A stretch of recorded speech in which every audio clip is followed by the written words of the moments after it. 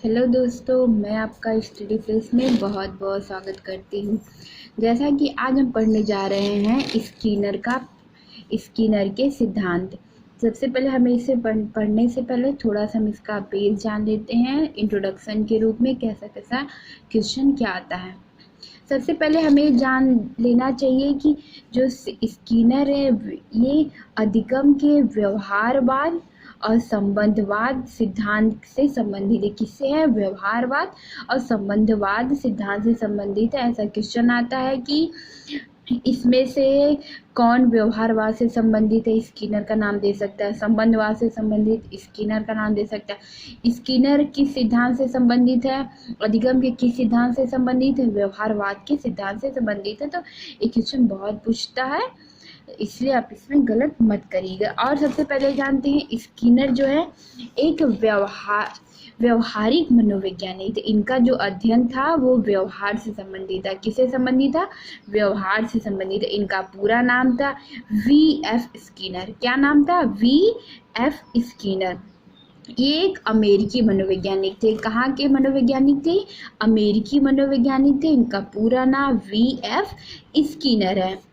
इन्होंने व्यवहार के अध्ययन के लिए एक यंत्र विकसित किया था जिसे बोलते हैं स्किनर बॉक्स। व्यवहार के अध्ययन के लिए इन्होंने क्या किया था? एक यंत्र विकसित किया था जिसे बोलते हैं स्किनर बॉक्स। इसमें किस चीज का? व्यवस्थित और वस्तुनिष्ठ अध्ययन के लिए इन्होंने स्किनर बॉक्स का विकास किया था। और व्यवस्थित और वस्तुनिष्ठ अध्ययन किसके अंतर्गत आएगा? व्यवहार के अध्ययन के लिए इन्होंने किया था। व्यवस्थित और वस्तुनिष्ठ अध्ययन का विकास इन्होंने व्यवहार के लिए किया था। व्यवहार के लिए इन्होंने स्किनर बॉक्स का भी विकास किया था, जिसे स्किनर बॉक्स कहते हैं। इसे स्किनर बॉक्स कहते हैं, स्किनर यंत्र कई नाम से जानते हैं। और स्किनर बॉक्स का विशिष्ट उपकरण जो था चूहों और कबूतरों पर था। उपकरण का प्रयोग इन्होंने किस पे किया था?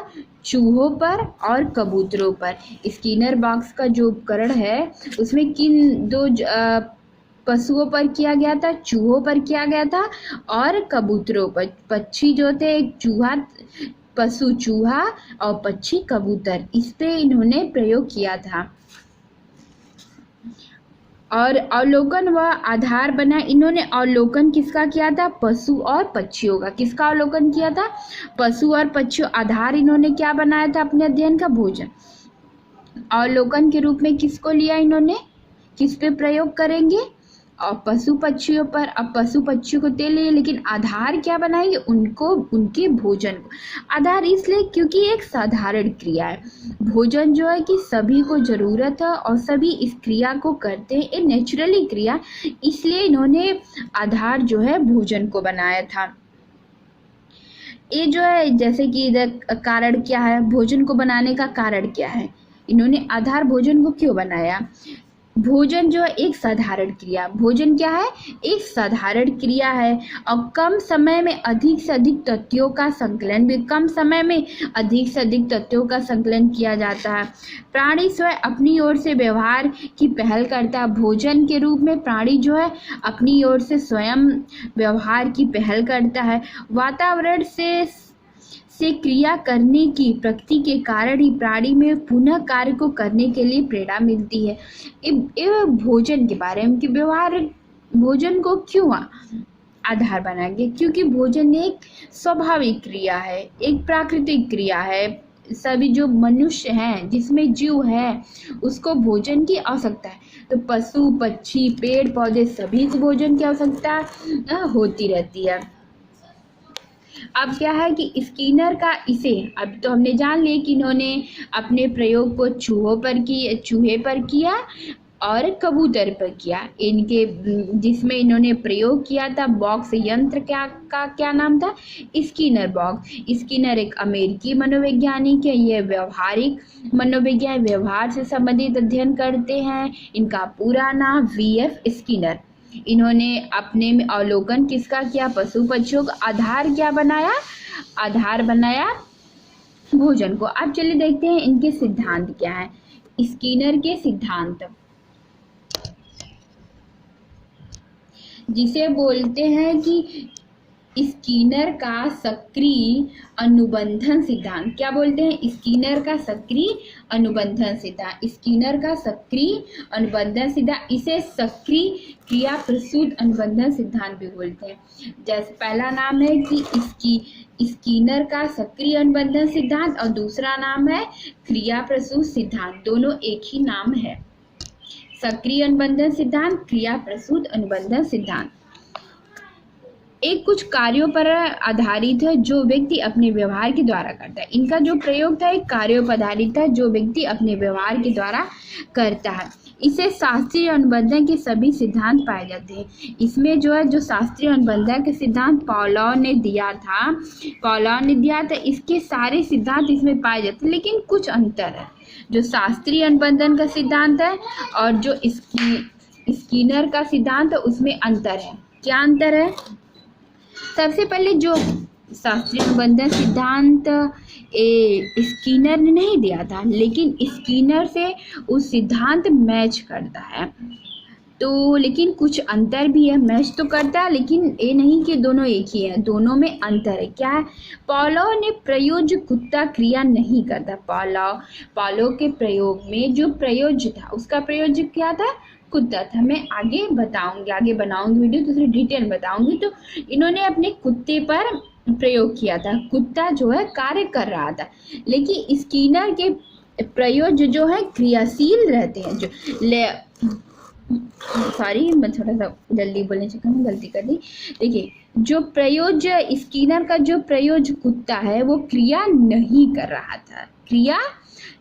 रहा था, लेकिन जो स्कीनर के प्रयोज्य हैं वो क्रियाशील थे। स्कीनर के प्रयोज्य क्रियाशील थे और पावलोव के प्रयोज्य क्रियाशील नहीं थे। यही अंतर है इन दोनों के सिद्धांत में। व्यक्ति का समग्र व्यवहार क्रिया प्रसूत पुनर्बलन का परिणाम है। क्या है? क्रिया प्रसूत पुनर्बलन का परिणाम। व्यक्ति का समग्र व्यवहार क्रिया प्रसूत पुनर्बलन का परिणाम है। व्यक्ति के व्यवहार करने के पश्चात यदि उसे पुनर्बलन मिलता है तो वह उस व्यवहार को अगर व्यक्ति कोई व्यवहार कर रहा है तो अगर उसको पुनर्बलन मिल रहा है तो उससे प्रेरित होकर फिर से करे। अगर पुनर्बलन नहीं मिल रहा है तो उसको निराश होकर उस कार्य को नहीं करेगा। पुनर्बलन जो एक कार्य करने की शक्ति देता है। पुनर्बलन अगर कोई कार्य कर रहा है, अगर पता है उसको इनाम मिलेगा, कुछ गिफ्ट मिलेगा तो जरूर करेगा। जैसे कि हमें पता है कि अगर हम बाल विकास पढ़ेंगे तो हम टेट सीटेट ये सब जो भी है हमारा टेट हम क्वालिफाई कर लेंगे। तब तो हम पढ़ेंगे ही, जो मेहनत कर रहा है वो पढ़ेगा ही।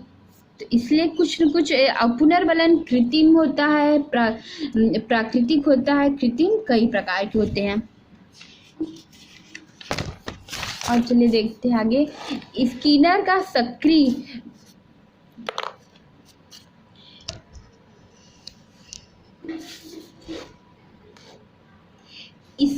का क्रिया प्रसूत या इसे एक अन्य नाम से जानते हैं सक्रिय अनुबंधन। दो नाम से जानते हैं, स्कीनर का क्रिया प्रसूत या सक्रिय अनुबंधन। इसमें आधार किसको बनाया गया है? उद्दीपक, अनुक्रिया एवं संबंधवाद। ये जो प्रयोग किए गए हैं वह उद्दीपक, अनुक्रिया एवं संबंधवाद से संबंधित। किससे हैं? उद्दीपक, अनुक्रिया और संबंधवाद से। चूहों एवं कबूतरों के प्रयोग के बाद स्कीनर ने दो प्रकार के व्यवहार, जब प्रयोग में आगे बताऊंगी, जब स्कीनर ने दो चीजों प्रयोग किया था। एक चूहे पर प्रयोग किया था और दूसरा प्रयोग इन्होंने कबूतर पे किया था। किस पे किया था? चूहे पर प्रयोग किया था और दूसरा प्रयोग कबूतर पर किया था। तो ये प्रयोग के बाद इन्होंने दो बातें समझी। एक था अनुक्रियात्मक, दो बातें इन्होंने नोटिस किया। एक था अनुक्रियात्मक और दूसरा था सक्रियात्मक और अनुक्रियात्मक। अब अनुक्रियात्मक में क्या था? अनुक्रियात्मक, सक्रियात्मक, दो बातें इन्होंने निष्कर्ष के रूप में निकाला। पहले इस अनुक्रियात्मक क्या था? संबंध, जो उद्दीप्त से होता है। जब तक ऐसे प्राणी को उत्तेजित या उद्दीप्त नहीं किया जाता वो एक सक्रिय व्यवहार नहीं करते हैं। मतलब इसका मतलब हुआ कि कुछ प्राणी ऐसे होते हैं जब तक उन्हें फोर्स न किया जाए किसी कार्य को करने के लिए उन्हें दबाव न डाला जाए, फोर्स न दिया जाए तो किसी कार्य को कर ही नहीं सकते। जब तक कि उन्हें फोर्स न दिया, फोर्स मतलब वही उद्दीप्त न किया जाए, प्रेरित न किया जाए, तब तक वो अपने कार्य को सही प्रकार से नहीं करते हैं, जिसे बोलते हैं अनुक्रियात्मक। और दूसरा होता है सक्रियात्मक। इसमें क्या आता है, इसमें प्राणी उद्दीप्त से जुड़ा नहीं होता, वह सक्रिय होता, वे अपने परिस्थितियों के अनुरूप व्यवहार करने लगता है। ऐसे जो प्राणी होते हैं सक्रिय व्यवहार वाले, वो किसी परिस्थिति से जुड़े नहीं होते हैं, उस चीज से जुड़े भी नहीं होते हैं, लेकिन वो परिस्थिति के अनुरूप कार्य को करते रहते हैं बिना किसी उद्दीपक के। अब चलिए देखिए, अभी तो हमने बहुत पढ़ा कि उद्दीपक होता क्या है, अभी हम लोग पढ़ा उद्दीपक क्या होता है। तो बताए थे कि किसी कार्य को करने के लिए उकसाना, बढ़ावा देना, उत्तेजित करना, यही उद्दीपक होता है। और अनुक्रिया क्या होती है कि किसी कार्य को करने के बाद जो परिणाम होता है उसके अनुसार क्रिया करना। और अनुक्रिया होती है कि किसी कार्य को करने के बाद जो परिणाम मिलता है उसी को अनुक्रिया कहते हैं। तो थैंक यू दोस्तों, दैट्स ऑल।